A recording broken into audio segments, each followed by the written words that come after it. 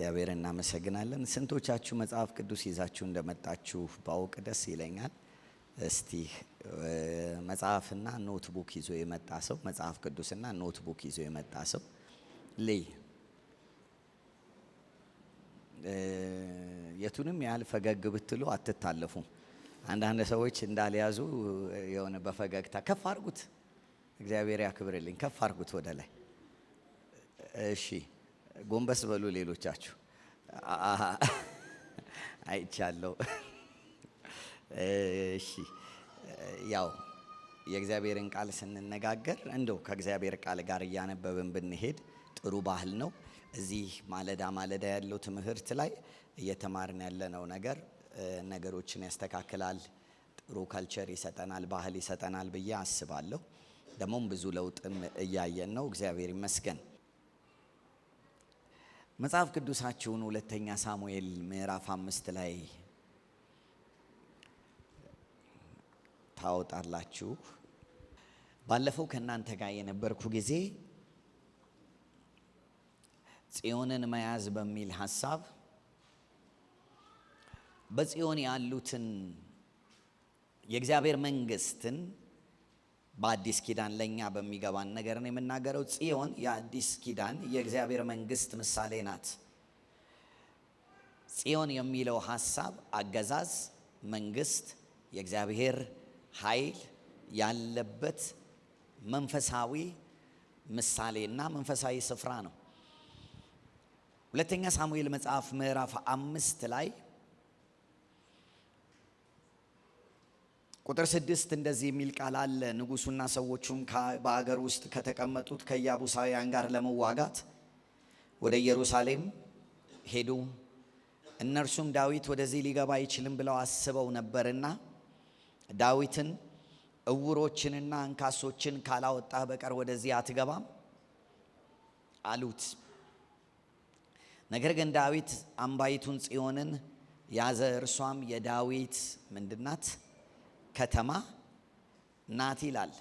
ሌላ ቦታ ሄዳችሁ ስታነቡ በዜና መልእክት ላይ በዜና መዋዕል ላይ ዳዊት ጽዮንን ያዘ የዳዊትም ከተማ ብሎ ጠራት ይላል።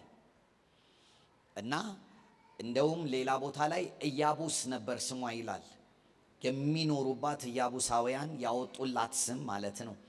ኢያቡሳውያንን ባለፈው ጊዜ በደንብ ስላስረዳው የነበራችሁ ሰዎች ትረዳላችሁ። ያንን ስፍራ ይዘውት የነበሩ ህዝቦች እንደነበሩ በመጽሐፍ ቅዱስ እንመለከታለን። ግን እነዚህ ህዝቦች መንፈሳዊ መረዳት ያላቸው ህዝቦች ነበሩ።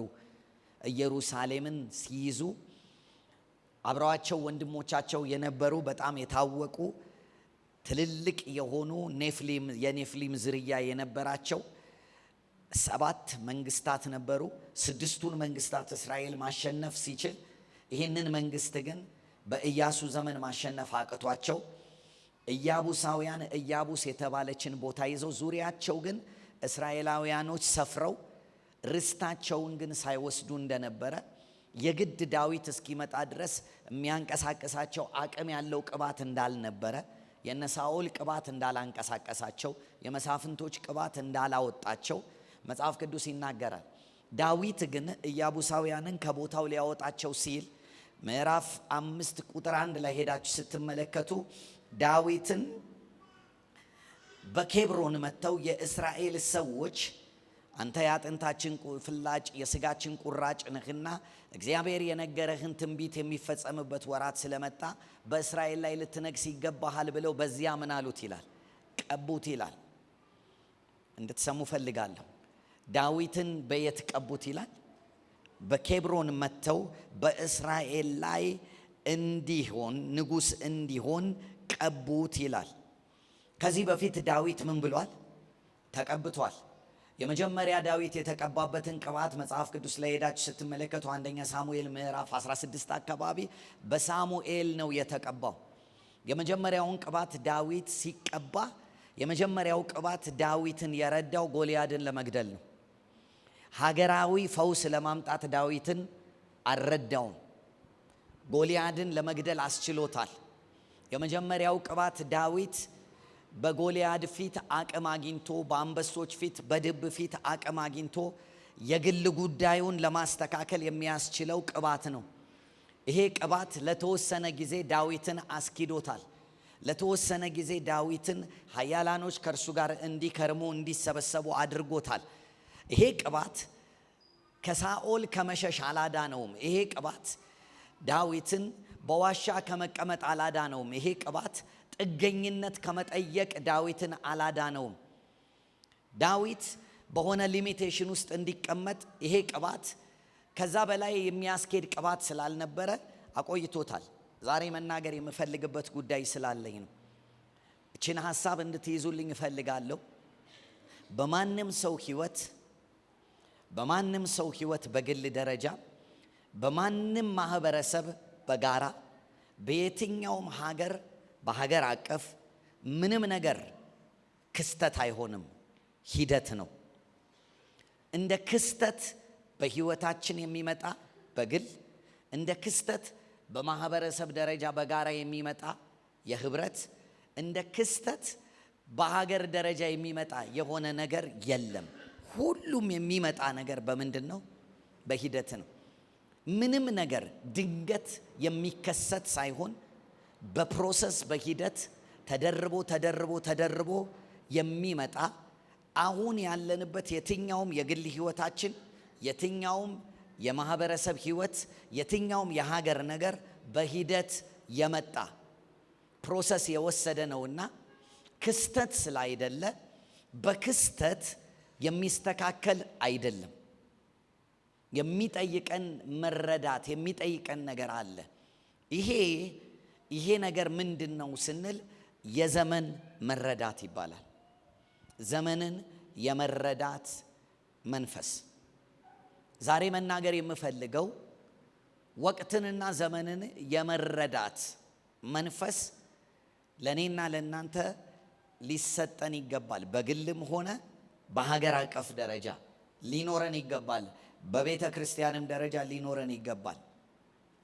ሁሉም ሰው በግልም በማህበረሰብም ደረጃ በሀገርም ደረጃ ወቅት ዘመን አለው። ከዘፍጥረት መጽሐፍ መጀመሪያ አንስቶ እግዚአብሔር በምድር ላይ ያሉትን ፍጥረታቱን ሁሉ የሚያስተዳድርበትን ነገር ሲያስቀምጠው እንዲህ ብሎ ነው ያስቀመጠው። በምድር ላይ መዝራት፣ ማጨድ አይደለ፣ ክረምት፣ በጋ እንዲሆኑ ዘመንንና ወቅትን ሰማይና ምድር እስካለ ድረስ ምን እንዲል እንዲቀጥል እግዚአብሔር ወስኗል። ስለዚህ ወደ ምድር የተላከ ሰው ሁሉ ወቅት ዘመን ይመለከተዋል። ማንም ሰው ወቅት የማይመለከተው ዘመን የማይመለከተው ሰው የለም። ግን ሰው ሁሉ ዘመንን እያነበበ ወቅትን እያነበበ ይኖራል ማለት አይደለም። ለዚህ ነው ጳውሎስ ሲናገር ቀኖቹ ክፉዎች ናቸውና ዘመኑ ምን በሉ ዋጁት። ምን ማለት ነው? የቀኑን ክፋት መረዳት ያልቻለ ዘመኑ ምን ማለት አይችልም፣ መዋጀት አይችልም። ሰው ስለኖረ ብቻ ዘመኑን ይረዳል ማለት አይደለም። ዘመኑን የሚረዳ ሰው ከእግዚአብሔር ምሕረት የበዛለት ሰው ነው። ወቅትን የሚረዳ ሰው የተባረከ ሰው ነው። ለዚህ ነው አንድ የእግዚአብሔር ሰው መጽሐፍ ቅዱስ ላይ እንዲህ ብሎ ጸልዮአል። ስሙ ሙሴ ይባላል። ሙሴ የጸለየው ጸሎት ተብሎ ጸሎቱ ተመዝግቧል በመዝሙረ ዳዊት ምዕራፍ 90 በቅንፍ ላይ። ዳዊት መዝሙረ ዳዊት ላይ ሙሴ የጸለየውን ጸሎት ወስደው ሲያስገቡት ያንን መጽሐፎች የሰበሰቡ ሰዎች የሙሴ ጸሎት ተብሎ ነው። ሙሴ የጸለየው ጸሎት ላይ ስለ ዘመንና ስለ ወቅት፣ ስለ ዕድሜ፣ ስለሚያልፉበት ወራት፣ ስለሚሄዱበት ሂደት ምዕራፍ 90 ላይ የሚናገረው ነገር አለ። ሄዳችሁ ቤታችሁ በደንብ ብታነቡት ምን ያህል ዘመንን እንዴት እንደተረጎሙ ዘመንን እንዴት እንደጻፈው ሄዳችሁ ብታነቡ ዘመንን እንደ ሸረሪት ድር ነው ዘመናችን ይላል። ምን ማለት ነው?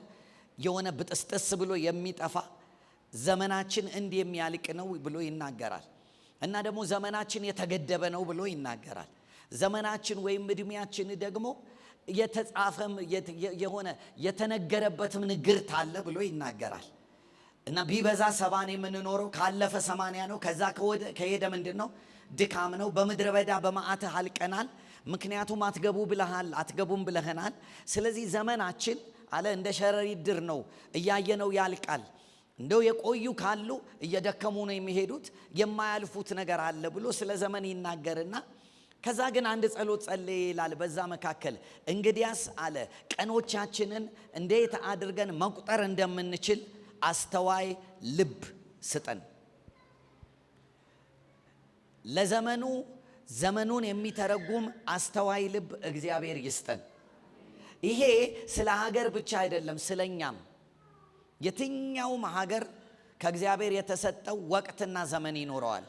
የትኛውም ሀገር የትኛውም ግለሰብም እንዲህ ይኖረዋል። ታስታውሱ እንደሆነ ኢየሱስ ክርስቶስ ወደ መስቀል ሞት የሚሄድበት የመጨረሻዎቹ ሰዓታት ላይ በደብረ ዘይት ተራራ ላይ ቁጭ ብሎ ኢየሩሳሌምን እየተመለከተ መንፈስ በር ከፍቶለት የሆነ ነገር አሳየው እና ስለ ኢየሩሳሌም እንዲህ አለ፣ ኢየሩሳሌም ኢየሩሳሌም ሆይ ወደ አንቺ የሚላኩትን ምኖች መልእክተኞች፣ ነቢያትን፣ ሐዋርያትን ምን የምትገይ ዶሮ ጫጩቶቿን ምን እንድትል በክንፏ ስር እንድትሰበስብ ይሄንን ለማድረግ ስንት ጊዜ ምን አልኩ አለ ሞከርኩኝ፣ አንቺ ግን ምን አላልሽም አልወደድሽም አለና የጉብኝትሽ ወራት መጥቶ እያለ አንቺ ግን የጉብኝት ወራትሽን ምን አላልሽም አላወቅሽምና ወራት ይመጣብሻል ይላል። ወቅት ይመጣብሻል። በዙሪያሽ ሆነው ምን ይሉሻል? ያስጨንቁሻል። ከበው ሴቶችሽን ያስነውራሉ፣ እርጉዞችሽን ይቀዳሉ፣ ያቃጥሉሻል፣ በምድር ዙሪያ ይበትኑሻል። በመንፈስ እያየኩ ነው። የሚገርማችሁ ኢየሱስ ክርስቶስ ከተማዋን እያያት እያለ ሀገር ሰላም ነው እያሉ ነው። እንደውም የሆነ ስለት እየሳሉ ነው ምን ሊሉት ሊገሉት። በመንፈስ ግን ሲመለከት ወራት ይመጣል አለ። የጉብኝት ወራትን አለማወቅ የመዓት ወራትን ያመጣል። ሰው በግልም ሆነ በጋራ ዘመንን ካላነበበ ዘመኑን አለማንበቡ የሚያመጣበት ጣጣ አለው። ዘመኑን ማንበቡ ደግሞ የሚያመጣለት ፈውስ አለ። ስለዚህ ለዘመን ምላሽ መስጠት የግድ ይሆናል። ዘመንን ማንበብ አሜን፣ ማናችንንም ይመለከታል። አሁን እንድትይዙልኝ የምፈልገው ነገር ስላለ ሁለተኛ ሳሙኤል ምዕራፍ 5ን ትይዙልኝና አንድ የመጽሐፍ ቅዱስ ክፍል አሳየቻችሁ ወደ ሁለተኛ ሳሙኤል መልሳችኋለሁ። ምን ብያለሁ? በግልም ሆነ በሀገር ደረጃ በማህበረሰብም ደረጃ እንደ አጥቢያ ቤተ ክርስቲያንም ሆነ እንደ ቤተሰብ ሁላችንም ምን አለን? ከእግዚአብሔር የተወሰነ ወቅትና ዘመን አለን። ወቅታችንና ዘመናችንን ማወቅ የግድ ያስፈልገናል። ላነበብነው ወቅት ላነበብነው ዘመን ምላሽ መስጠት ስለሚጠበቅብን ዝም ብለን መደዴ የሆነ ህይወት ልንኖር የእግዚአብሔር ፈቃድ አይደለም። ወዴት ነው የሚሄደው? ምንድነው የማደርገው? ምንድነው የእግዚአብሔር ፕሮግራም እያለን መጠየቅ አለብን። አንድ ጊዜ ወደ ዘዳግም መጽሐፍ ምዕራፍ 32 ላይ ፈጠን ብለን እንሂድና ዘዳግም መጽሐፍ ምዕራፍ 32 ላይ የእግዚአብሔር ሰው ሙሴ የተናገረውን ምክር እናነባለን። ዘዳግም 32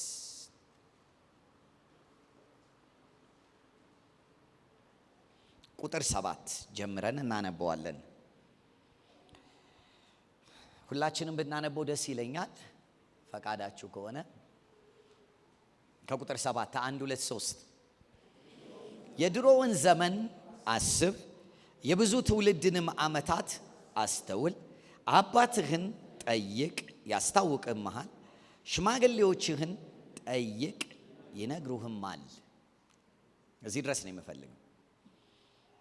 ቁጥር 7 ላይ ምንድን ነው ያለው? የድሮውን ዘመን ምን በል አስብ። የመጀመሪያ ነገር ምን በል ማሰብ። የመጀመሪያው ከኛ የሚጠበቀው ነገር ምንድን ነው? ማሰብ። ምን አስብ? የድሮውን ዘመን። ምክንያቱም የድሮ ዘመን ያዋጣው ነገር ነው የአሁኑ ዘመን ፍሬ። የድሮውን ዘመን ያላሰበ የአሁኑን ዘመን ፍሬ ማስተካከል አይችልም። የድሮውን ዘመን ምን በል አስብ። የድሮውን ዘመን አስብ። አባቴ ምንድነው ሲሰራ የኖረው? እናቴ ምንድነው ስትሰራ የኖረችው? አያቶቼ ምን ሲሰሩ ነበረ? ሄሎ ቅድመ አያቶቼ ምን ሲያደርጉ ነበረ? ማን ናቸው ብለህ ምን በል አስብ። ምን ዘርተዋል? ምን አድርገዋል ብለህ ምን በል አስብ። በነገራችን ላይ በደንብ እንድትሰሙኝ እፈልጋለሁ። ምድር ሬጂስተር ታደርጋለች። ምድር ያለፈባትን ትውልድ ሁሉ ትመዘግባለች። ምድር በላዩ ላይ የተረማመዱባትን ትውልዶች ሁሉ ምን ትላለች? ትመዘግባለች። መልካም ሰርተው እንደሆነ ክፉ ሰርተው እንደሆነ ትመዘግባለች። ስለዚህ ለራሳችሁ እንዲበሉ ያልተመዘገበ ነገር የለም እኛ ቤትም ብሉ። አባቶቻችን የሰሩት፣ እናቶቻችን የሰሩት፣ ቅድመ አያቶቻችን የሰሩት የቀደመው ጄኔሬሽን ያደረገውን ነገርን ሁሉ ምድር ምን ብላለች? ትመዘግባለች። ዛሬ የምሰጣችሁ ነገር ለግልም ለብዙም ነገር ስለሚረዳ ልብ ብላችሁ ስሙኝ። ሙሴ እንደዚህ አለ፣ የቀደመውን ዘመን ምን በል አስብ። ማሰብ ጀምር። ምንድን ነበር እዛ ዘመን ላይ የነበረ ብለህ ጠይቅ። 300 ዓመት 200 ዓመት 3000 ዓመት ታሪክ ሲዘክር ያመጣቸውን ነገሮች ምን በል አስብ። ማሰብ ይጠበቅብናል። ከዛ በኋላ ደግሞ ምን በል የብዙ ትውልዶችን ዓመታት አስተውል፣ ተመልከቱ። ስለዚህ ትውልዶች ላይ ምንድነው የሆነው ብለህ ምን በል አስተውል። አስተውል። ክስተት አይደለህም፣ ውጤት ነህ። ሄሎ ጻፉት። ክስተት አይደላችሁም፣ ውጤት ናችሁ። ክስተት አይደለንም፣ ውጤት ነን። ክስተት አይደለሽም፣ ውጤት ነሽ። ክስተት አይደለህም፣ ውጤት ነህ። ክስተት አይደለሁም፣ ውጤት ነኝ። ውጤት ነን። ይሄ ነገር ከባድ ንግግር ነው። ውጤት ነን። አባቶቻችን ያልገደሏቸው ጎልያዶች የኛ ጎልያዶ ነው ይቀጥላሉ። ሄሎ ክስተት አይደለንም፣ ምንድነን? ውጤት ነን።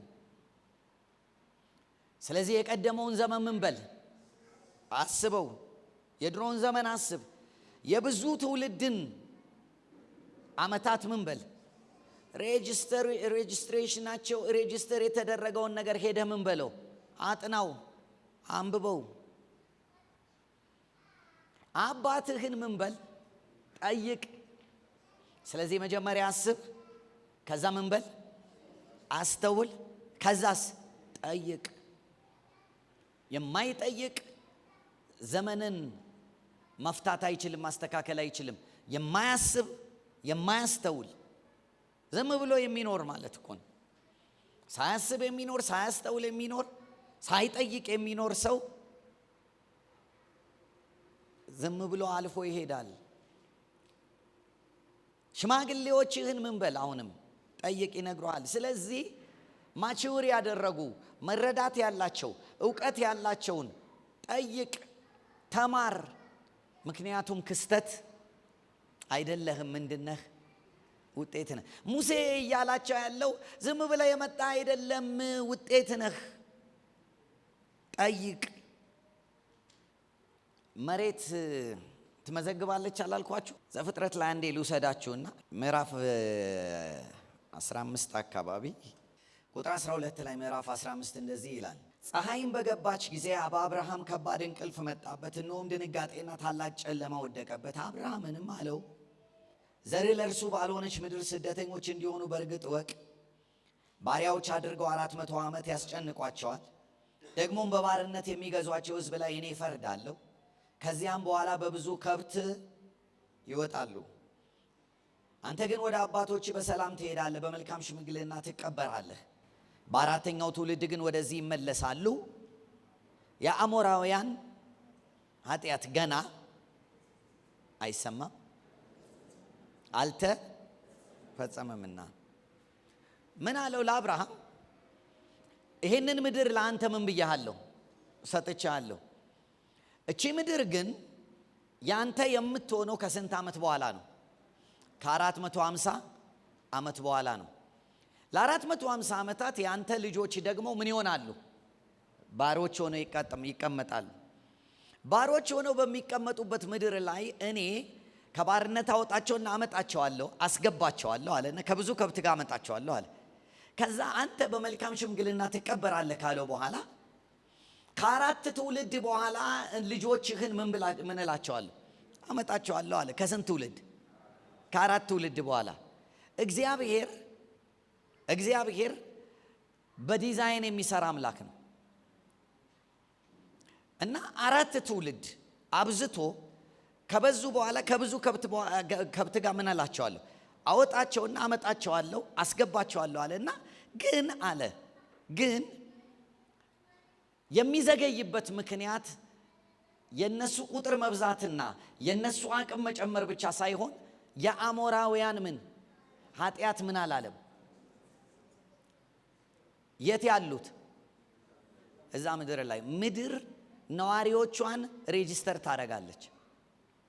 ምድር ዝም ብላ የምትረገጥ አይደለችም። ምድር ህይወት አላት። ምድር ልብ አላት። ምድር አይምሮ አላት። እንዳይመስላችሁ ምድር ትመዘግባለች። ስለዚህ ሙሴ ይሄንን ዕውቀት ስላገኘ ምን አላቸው? እግዚአብሔር በሚያስገባህ ምድር ላይ በገባህ ጊዜ ስለ ጽድቅህ ብዛት፣ እግዚአብሔርን ስለ መፍራትህ፣ ስለ መውደድህ ወደ ምድር እንዳልገባህ እንድታውቅ ልብ በል። ምድሪቱ የሚኖሩባትን ነዋሪዎች አንተን ትቀበል ዘንድ ምን ብላቸዋለች? ተፍታቸዋለች ይላል። ምድር ትተፋለች። ምድር ትተፋለች። በደንብ ስሙኝ። ምድር ምን ትላለች? ትተፋለች። ምድር ትቀበላለች፣ ታኖራለች፣ ታበቅላለች። የሆነ ሰዓት ላይ ደግሞ ምን ትላለች? ትተፋለች። ነዋሪዎቿን መጥፋት የጀመረች ምድር በስደት ነው የምትታወቀው። ሄሎ። ስለዚህ ምድርም ሲዝን አላት፣ ትውልድን የምትቀበልበትና የምትተፋበት ማለት ነው። አሁን ለምንድን ነው ይሄንን እያሳያቸው ያለሁት? ክስተት አይደለንም። ምንድነን? ውጤት ነን። እቺ ምድር ለኛ የምትናገረውን የምንሰማበት ድምፅ ጆሮ ቢኖረን ታስረዳን ነበር። እላይዋ ላይ የጻፉባት ትውልዶች ምን ጽፈውባት እንዳለፉ አሁንም እኛ ምን እየጻፍንባት እንደሆነ። ስለዚህ የቀደመው ትውልድ እንደጻፈው እኔም እየጻፍኩ ነው፣ እናንተም እየጻፋችሁ ነው። እምንጽፈው በምናችን ነው ካላችሁ በንግግራችንና በተግባራችን ነው። በንግግርና በምን? በተግባር። ምድር ላይ እየጻፍን ነው። ይሄ ህግ ነው፣ መርህ ነው። አሁን አንድ ነገር ላሳያችሁ ፈልጋለሁ። በዚች ምድር ላይ የተጻፈው ነገር፣ በትውልዶች ላይ የተጻፈው ነገር እንደተጠበቀ ሆኖ ምድሪቱ ላይ ያለው ነገር እንደተጠበቀ ሆኖ የእስራኤል ልጆች ሊወርሱ ገቡ። ከዛ እግዚአብሔር እንዲህ አላቸው፣ ሌሎቹን ጠፍታ እናንተን ከተቀበለቻችሁ እናንተን እንዳትተፋ መርህ አለና ሁል ጊዜ አምላክ እግዚአብሔርን ልብ ብለህ እንድታስብ በ6ኛው ዓመት እርሻ ካረስክ በኋላ 7ኛውን ዓመት ለምድር ምን ስጣት? ሰንበትንና ዕረፍትን ስጣት። በደል ከአንተ ይራቅ። ደም እንዳይኖር በደም አታርክሳት፣ በርኩሰት አታርክሳት። የቀደሙት የተተፉት ትውልዶች የሰሩትን አይነት ኃጢአት አታድርግ። ምክንያቱም ምድር ሬጂስተር ታደርጋለች፣ ምድር ትመዘግባለች። ስለዚህ አሞራውያን፣ ፌሪዛውያን፣ ኬጢያውያን፣ ኢያቡሳውያን እነዚህ የተለያዩ ቀድመው ገብተው የኖሩባት የሰሩበትን በደል ሁሉ ምን ብላለች? መዝግባለች። ስለዚህ ያንን በደል መዝግባ ጽዋ ሲሞላ ምን አለቻቸው? ተፋቻቸው። ያ ግን ሬጂስትሬሽን አላት። ተመሳሳይ በደል ከበደልክ አንተንም ምን ትላለች? ትተፋለች። ጋራንቲ አይሰጠንም። በህይወት መቆየታችን አይደለም ጋራንቲ የሚሰጠን። መጠንቀቅ አለብን። ስለዚህ እስራኤላውያኖች ኖሩ። ገና ከመግባታቸው በመሳፍንት ዘመን ምድሪቱ የተፋቻቸውን ሰዎች አይነት በደል መበደል ጀመሩ። ስለዚህ እግዚአብሔር እየመጣ ይናገራቸዋል። ተው ይቅርባችሁ። እቺ ምድር ምን ትላቸዋለች? ትተፋቸዋለች። በነገራችን ላይ ስሙኝ፣ በኪዳን የገባን ሕዝብ መጥፋት ከቻለች ምድር የትም ቦታ ላይ ማንንም መጥፋት ትችላለች። እኔም እንደ ግል እንዳልተፋ፣ እናንተም እንደ ግል እንዳንተፋ፣ እንደ ማህበርም እንዳንተፋ፣ እንደ ትውልድም እንዳንተፋ እግዚአብሔር ልብ ይስጠን። በእኛ ዘመን ወደ ኋላ ሂድና አባቶች ምን በል ጠይቅ። በእኔ ዕድሜ ክልል ያልሆናችሁ ኑና እኔን ጠይቁኝ። ምክንያቱም 3 መንግስት አሳልፌያለሁ። የሆነ የምለው ነገር አለኝ። ክስተት አይደለንም፣ ውጤት ነን። ፈውስ መምጣት ካለበት ዘመኑን ለመዋጀት የሚያስችል መረዳት ውስጥ መመለስ አለብን። ብዙዎቻችን የግል ነገር ላይ ስለሆነ ትኩረት የምንሰጠው፣ ከግልም ደረጃ ልናገር፣ በደንብ ስሙኝ። እናንተ በግል ክስተት አይደላችሁም፣ ውጤት ናችሁ። ያልተማረ አባትና እናት ከወለዳችሁ አለመማራችሁ ክስተት አይደለም። ምንድን ነው? ውጤት ነው። መንገዱን ያላስተካከለ አባትና እናት ወልዷችሁ የተጣመመ አካሄድ ውስጥ ከሄዳችሁ ክስተት አይደላችሁ። ምንድን ናችሁ? ውጤት ናችሁ። በቤቱ ላይ በዘሩ ላይ ያለ ነገር ያለው ነገር እናንተን ዛሬ ውጤት አድርጓቸዋል። ክስተት አይደለንም። ምንድነን? ውጤት ነን። ግን መቀየር ይችላል፣ መለወጥ ይችላል። አሁን እንደ መነሻ የተጠቀምኩበትን ነገር እንድታስቡ ፈልጋለሁ። እስራኤላውያኖች ገቡ። የነዛኑ አይነት አህዛብ በደል መበደል ጀመሩ። የነዛኑ አይነት አህዛብ ኃጢአት ማድረግ ጀመሩ። ስለዚህ እግዚአብሔር እየመጣ ይነግራቸዋል። ተዉ እያለ ተዉ እያለ ተዉ እያለ። ስለዚህ እግዚአብሔር የግድ ይህንን የሚያስተካክል ሰው ማምጣት ነበረበት። እስከ ሳኦል ዘመን ድረስ ያ ነገር ቀጠለ እና እግዚአብሔር እንደ ልቤ የሚሆን ልጅ ሰው አግኝቻለሁ አለው ለሳሙኤል። ያ ሰው ማን ነበር? ዳዊት ነበር። አሁን እኔ የዳዊት ሰባኪ ልሆን አይደለም፣ በደንብ ስሙኝ። ስለ ጄኔሬሽን ልነግራችሁ ስለፈለግኩኝ ነው። እግዚአብሔር ምኑንም ያህል የመሳፍንት ዘመን ቢኖር የመሳፍንትን ዘመን የሚዘጋበት የዳዊት ዘመንም አለው። ማለት ስለ ኢትዮጵያም ነው የምናገረው፣ በደንብ ስሙኝ። ስለኛም ነው የምናገረው። በነገራችን ላይ ማንም ሰው የዘመኑ ውጤት ነው፣ ክስተት አይደለም። ስለኛም ይመለከተናል። ለምሳሌ በመሳፍንት ዘመን ሰው ሁሉ በፊቱ መልካም መስሎ የታየውን ነገር ምን ይል ነበር? ያደርግ ነበር። ማለት አካውንታቢሊቲ የለውም፣ ሰብሚሽን የለውም፣ ሊደርሺፕ የለውም። ሰው እንደወደደ ይኖራል፣ እንደወደደ ይወጣል፣ እንደወደደ ይገባል። ሰው መስመር የሚያስይዘውን አይወድም፣ አይፈልግም። ማለት እንደ ሀገር እኮ እኛ እንዲህ ነን። አሁን እንደ ሀገር ቆየን እኮ እንዲህ መሆን ከጀመረን። እንደ አማኝ ቆየን መሳፍንት ዘመን ውስጥ ከገባን። በእናንተም ሕይወት ልምጣ። አካውንቴቢሊቲ የማይፈልግ ትውልድ፣ መጠየቅ የማይፈልግ ትውልድ፣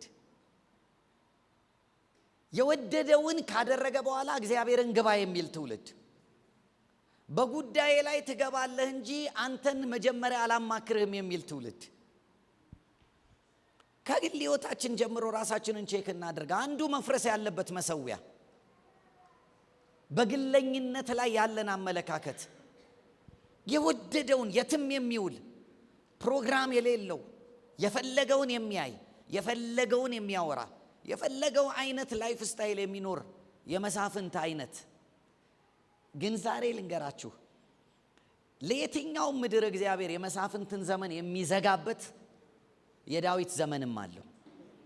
ምርጫ ነው ግን እንደ ልቤ የሚሆን ሰው ዳዊትን ምን አልኩኝ?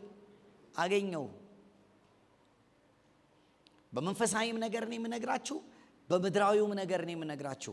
እግዚአብሔር ነገርን ለመዝጋት ምድር ትረፍ የሚልበትም ዘመን አለው። አናሳርፍም ብለውት አመፃቸውን እያደረጉ የሄዱበት በጣም ከነ ዳዊት ዘመንም በኋላ ነገር ያበላሹበት ነገር ነበረ በነ ኢዮርብዓም። ያኔ እግዚአብሔር የመጨረሻ ነገር ሲሆን ወደ ባቢሎን ተፋቸው። ምድር ምን ትላለች?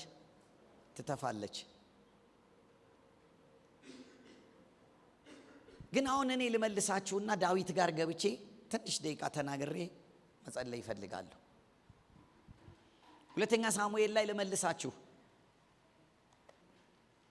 ሁለተኛ ሳሙኤል ላይ ዳዊት በሳኦል ዘመን በሳሙኤል ከተቀባ በኋላ ጎልያድን ገሏል። በጣም ብዙ ነገር አድርጓል። በጦርነት ድል አግኝቶ ብዙ አልፏል ብያቸዋል። የመጀመሪያው ቅባት ዳዊትን ያገዘው የግል ጉዳዩ ላይ ሊሚትድ የሆነ የብሔር ጉዳይ ላይ ኬብሮን የሆነ የተመረጡ የሆነ ችግር ያለባቸው ኃያላንን መሰብሰብና የሆነ ኃያላን አድርጎ መቀየር እንዲህ የሆነ ሊሚትድ የሆነ ድል የነበረው ቅባት ነው። መጽሐፍ ቅዱስ ግን በኬብሮን የእስራኤል ሰዎች መጥተው የቀቡት ጊዜ ላይ የተቀባው ቅባት አንድ የሆነ ጎልያድን ወይም አንድ የሆነ ሊሚትድ የሆነ ድልን ለዳዊት የሚያመጣ ቅባት ሳይሆን ሀገር አቀፍ ፈውስን የሚያመጣ ነው። ስለዚህ መጽሐፍ ቅዱስ ሲናገር ዳዊት ገና እንደተቀባ አንድ ነገር አደረገ ነው የሚለው። ኢያቡስን ሄደን ምን ማለት አለብን? ማስወጣት አለብን። መንግስት መምጣት አለበታል። የእግዚአብሔር መንግስት ብቻ ፈውስ የሚሆንበት ሲዝን ውስጥ እየገባን ነው። የትኛውም ሌላ አማራጭ እኔንም እናንተንም ምድራችንንም መፈወስ አይችልም። መንግስት ትምጣ ብለን የግድ ወደ መንግስቱ በኃይል ገፍተን በምልጃ በጾም መንግስትህ ትውረድ የት?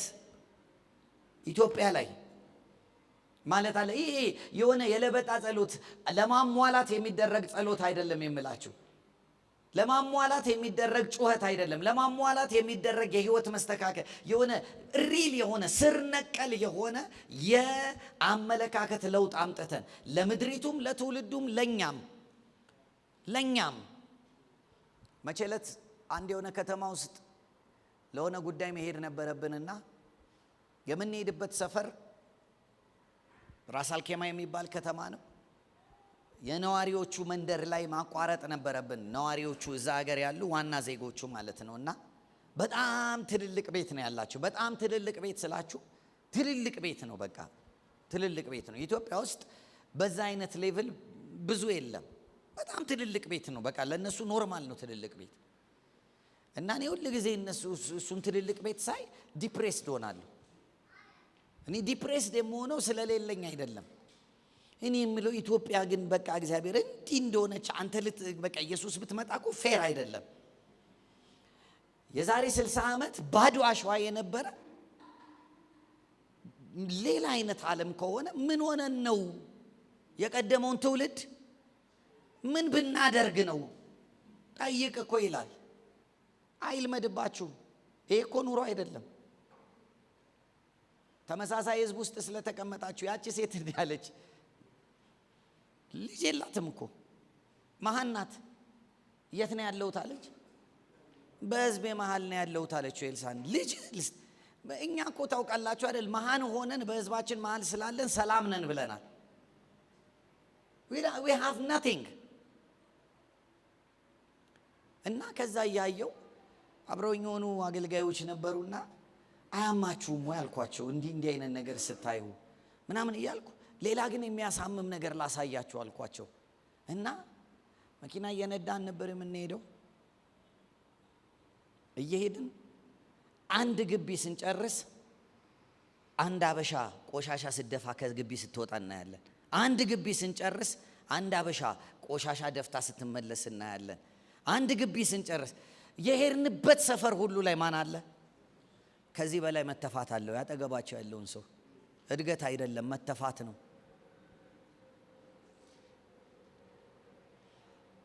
ጥሩ ስራ አለ፣ መተፋት ነው። እናንተ እዚህ ስለሆናችሁ አላም ብሏቸዋል። እኛ ግን ስድቡን በደንብ እናውቀዋለን።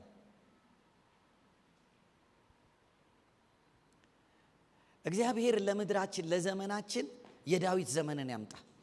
ግለሰብን አይደለም የማወራው፣ በደንብ እንድትሰሙኝ ይፈልጋለሁ። አንድ የሆነ ስመጥር ማን ኦፍ ጋድ አይደለም። አሁን እግዚአብሔር የሚፈልገው መንፈሱ የዳዊት ቅባት እቺን ምድር ጨቁኖ መንግስት እንዳይመጣ፣ የእግዚአብሔር መንግስት እንዳይገለጥ፣ የጽድቅ ስርዓት እንዳይመለስ፣ በጽድቅ መኖር እንዳይችል ማህበረሰቡ ላይ የሆነ ረጅም ዘመን ያስቆጠረ የኢያቡሳውያን መንፈስ አለ በሀገር ደረጃ የሚሰራ። ሄሎ እኔ በጣም አመመን። እውነቴን የምላችሁ እዩዋቸው አልኳቸው። አያምም ወይ? ኢሚግሬሽን ሂዱ። እዚህ ቤት ውስጥም ትኖር ይሆናል አላችሁ እኮ። this is not progress። እድገት አይደለም፣ መተፋት ነው። አጠገባችሁ መተፋት እንደሆነ ወቀው በሉት። እውነት ማን ይሙት? ቆይ አንድ ጥያቄ ልጠይቃችሁ። እዚህ አገር ላይ ልማት ቢኖር፣ እዚህ አገር ላይ ሰላም ቢኖር፣ እዚህ አገር ላይ ገንዘብ ቢኖር እንሄድ ነበር ወይ? አንሄድም ነበር። ለዚህ ያበቃን እኮ ስደትን የህይወት እድገት አድርገን እንድንተረጉመው ያደረገን ነገር እኮ የቀደመው ትውልድ የሰራው ክስተት አይደለንም፣ ውጤት ነን። ይህንን ማስቀረት የሚችል አንድ ጄኔሬሽን መነሳት አለበት።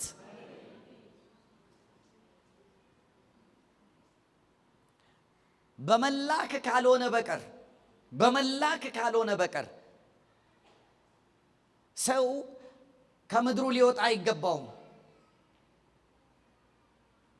አይኖ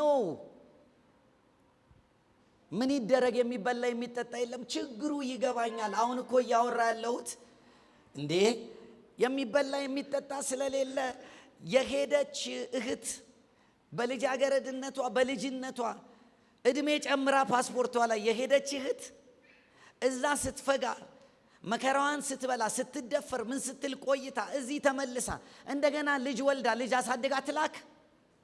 ይሄ እኮ ነው ሳይክላችን። ስሙኝ በደም የትም ሄደን እኮ ካናዳ ገብተን ያውነን፣ አሜሪካ ገብተን ያውነን፣ የትም ቦታ ሄደን ተተፍተናላ። የተተፋ ባሪያ ነው፣ የተላከ ብቻ ነው ገዢ። የሆነ ቦታ የሚያቆም ግን ነገር እግዚአብሔር ይስጠን። ደፍሬን የምነግራችሁ የማንፈልገው የሆነ አይነት ነውጥ ቀውጢ የሆነ ነገር ሊከሰት ይችላል። ግን የዳዊት ዘመን በጣም ቀርቧል።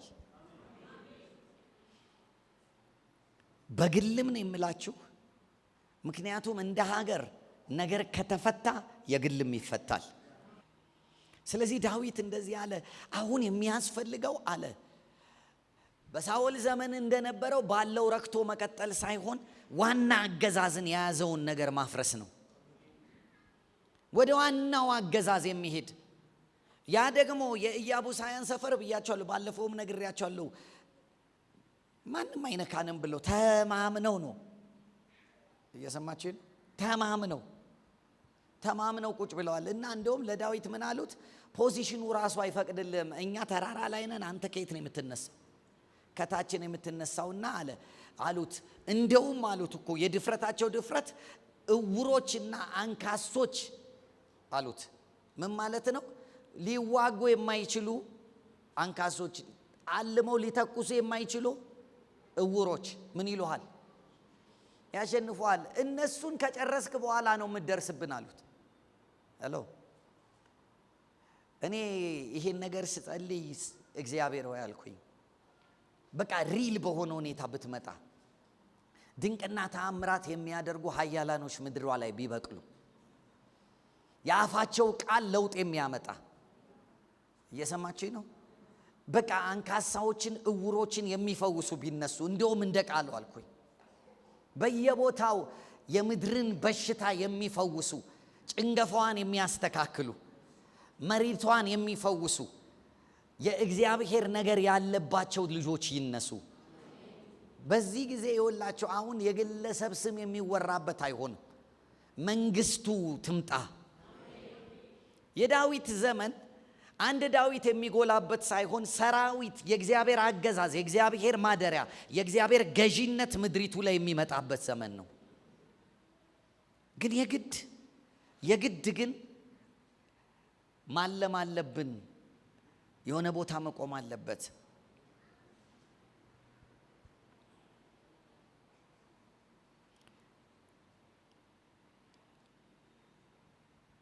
ሲዝን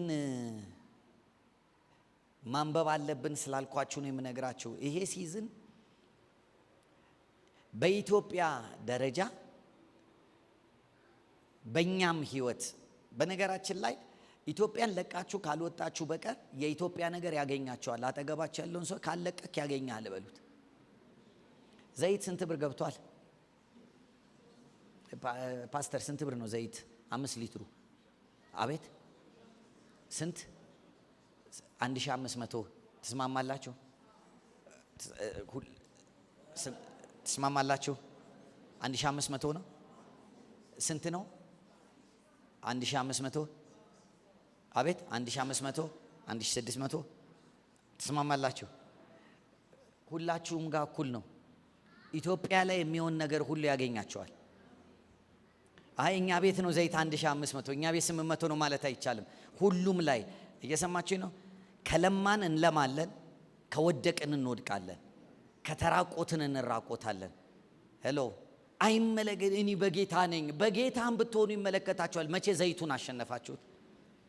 ከሀገር ካልወጣችሁ በቀር ሀገር ላይ የሚሆን ሁሉ ይመለከተናል። ስለዚህ ሀገር ላይ ያለው ለውጥ እንዲመጣ እግዚአብሔር ሆይ መንግስት ትምጣ፣ የዳዊት ዘመን ይጀመር። ይመለከተናል።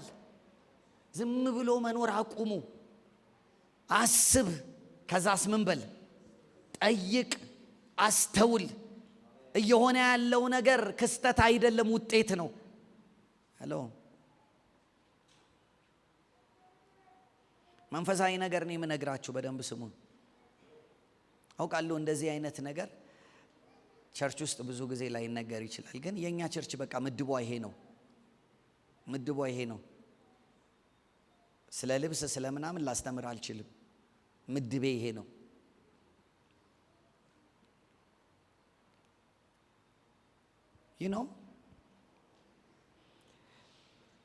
ምድሪቱ ላይ እየሆነ ያለ ነገር መንፈሳዊ ነው። ስለዚህ መንፈሳዊ የሆኑ ሰዎች ካልተነሱ አይፈታም። መንፈሳዊ ነገር በመንፈሳዊ ያን የሚፈታው። ስለዚህ ዳዊት አንድ ነገር አለ። ኢያሱን እምቢ ያለው፣ መሳፍንቶችን እምቢ ያላቸው፣ ሳኦልንም እምቢ ያለው ነገር አለ። የሚጠይቀው አንድ የሆነ ነገር አለ። የዳዊትን ቅባት። እሱ ቅባት ልክ እንደመጣ እንደ ቀቡት ነው ያለው እንሂድ አለ። ከዛ በፊት እኮ ለመሄድ አልፈለገም። he knows ኢያሱም አልቻለውም፣ መሳፍንቶችም አልቻሉትም። እነ ጌዲዮን እነ ሳምሶን የተነሱ ሁሉ አልቻሉትም። ሳኦል ራሱ 40 ዓመት ሆኖት ምን አላለም? አልቻለም። የቀደመው ትውልድ ያልቻለውን የሚችል ግን ሌላ ትውልድ አለ። እግዚአብሔር ያንን መንፈስ ካወረደው ያ ትውልድ ኮርነር ላይ የተቀመጠ ትውልድ ሊሆን ይችላል፣ ግን ምድሪቱን ይቀይራታል። የሆነ ትንጥዬ ከተማ መንደር ላይ ኬብሮን የተባለ ቦታ ላይ ተቀምጦ እየጠበቀ ያለ ሊሆን ይችላል፣ ግን ያ መንፈስ ከተለቀቀ ምድሪቱ መፈወስ ትችላለች። እግዚአብሔር እዚህ ውስጥ አስገባኝ እስቲ በሉት። ዝም ብሎ በልቶ ጠጥቶ የማይኖረው ውስጥ አስገባኝ። እማዋጣው ነገር ይኖረኝ፣ እምማልድለት የምጮህበት ጉዳይ ስጠኝ፣ ልቤ ይቃጠልብኝ። ምክንያቱም ሲዝኑ ወደዚህ ሽፍት እያደረገ ነው።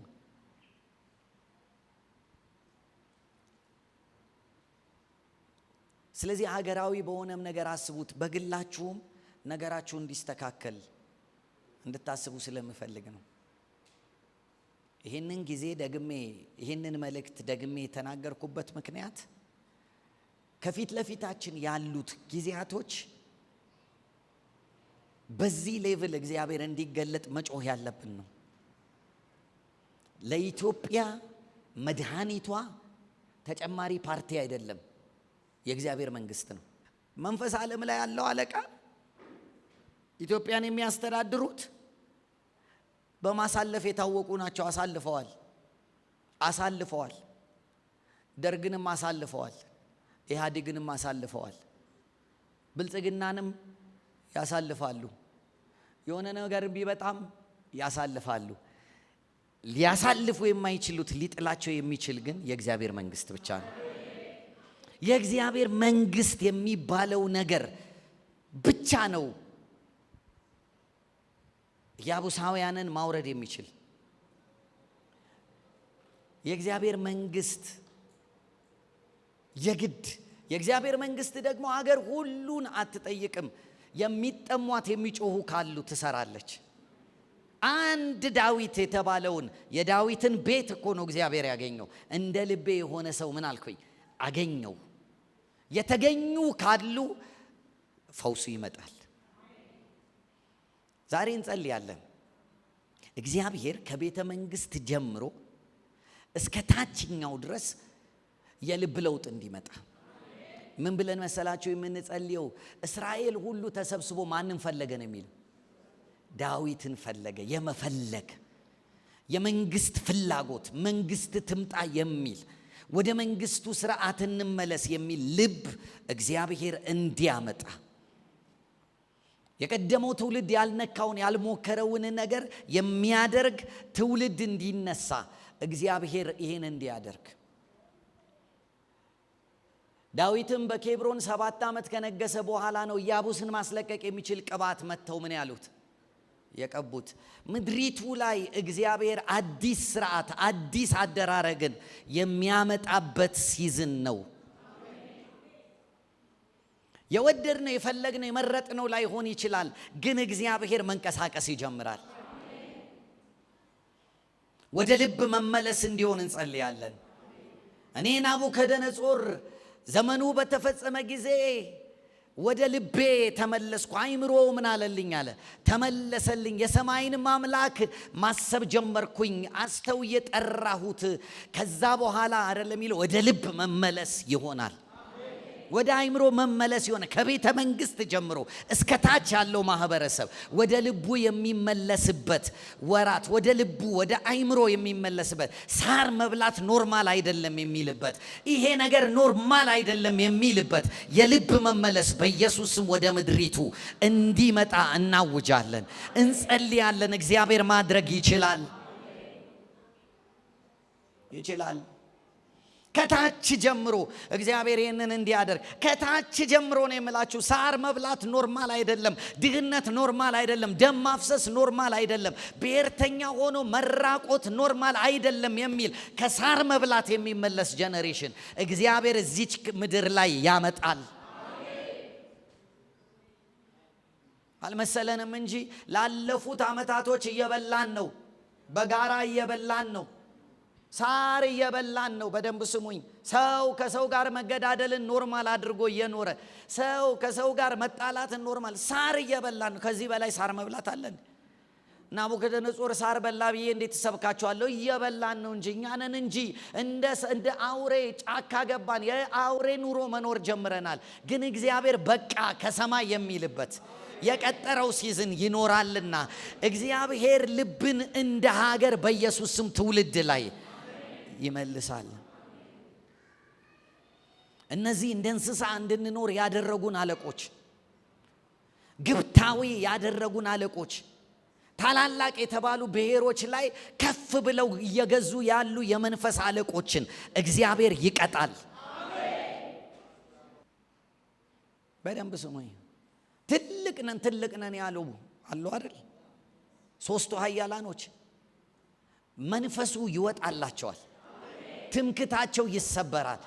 ምክንያቱም ከዛ የሚመነጭ ይሄ የኢያቡሳውያን የእግዚአብሔር መንግስት እንዳይገለጥ፣ ምሕረት እንዳይገነን፣ ሰላም እንዳይገነን፣ ልማት እንዳይገነን፣ እግዚአብሔር እንዳይገለጥ ያደረገ ለዘመናት የከረመን ነገር እግዚአብሔር የሚያፈርስበት ሲዝን በኢየሱስ ክርስቶስ ስም ይመጣል። ጌት ሬዲ። ለሕፃናት የሚወራ ወሬ አይደለም፣ ለተመረጡ የሚወራ ወሬ ነው። ለሕፃናት የሚወራ ወሬ አይደለም። እንደ ሕፃን ቢያስባችሁ እግዚአብሔር እዚህ ከተማ ላይ እዚህ ምድር ላይ አምጥቶ አይነግራችሁም። እግዚአብሔር እንደ ልቤ የሆነን ሰው አገኛለሁ ብሎ አምኖ ነው የሚናገረው። ክብር ለኢየሱስ ይሁን። ይህንን ልምድ ይህንን ነገር ለማስቀጠል የሚፈልጉትን ሁሉ እግዚአብሔር በኢየሱስ ክርስቶስ ስም ይነቅላቸዋል። ከየክልሉ ከየብሔሩ ነው የምላችሁ መንቀል የሚችል ሕያው እግዚአብሔር በመላእክት እጅ እንደሚለቀም ምድሪቱ ላይ ያሉ ኃያላን አመፀኞችን እለቅማለሁ ብሎ ለቅሟል። እግዚአብሔር ዛሬም ያደርጋል። በኢየሱስ ስም እናገራለሁ። ሳር መብላትን ኖርማል ያደረጉ አለቆችና ስልጣናት፣ የክፋት መንፈሳውያን ሰራዊት ከምድሬ ላይ በኢየሱስ ስም ትጠረጋላችሁ። ከምድሬ ላይ ትዋረዳላችሁ። ማማዎች ይሰበራሉ። ማማዎች ይሰበራሉ። በምድሪቱ ላይ በብሔሮች ላይ በአማራ ክልል ላይ በትግራይ ክልል ላይ በኦሮሞ ክልል ላይ በብሔር ደረጃ ለዓመታት ለዘመናት ለትውልድ የገነናችሁ አለቆች ስልጣናት ማማውን የያዛችሁ ሕዝብ የምታባሉ ጭንቅ ያበዛችሁ መከራ የጨመራችሁ የምድሪቱን ልማት ወደ ኋላ የምትጎትቱ ትውልድን በደም እንዲረክስ ያረጋችሁ በኢየሱስ ስም ትጠረጋላችሁ። በኢየሱስ ስም ትዋረዳላችሁ። ማማዎች ይፈርሳሉ። መሰዊያዎች ይፈርሳሉ። የቀደመው ትውልድ በሚስጥር ያደረገው መዓት ይሻላል። ሁሉም ነገር ተለወጠ። የነጠፈው ሸለቆ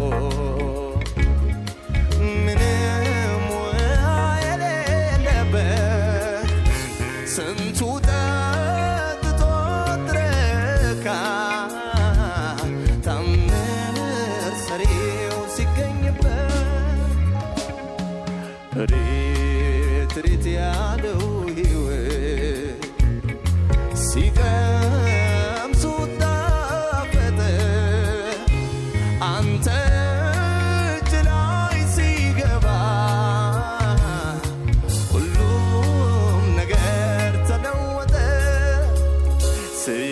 ስደክም ያበረታኝ፣ ሳዝንም ያዝናናኝ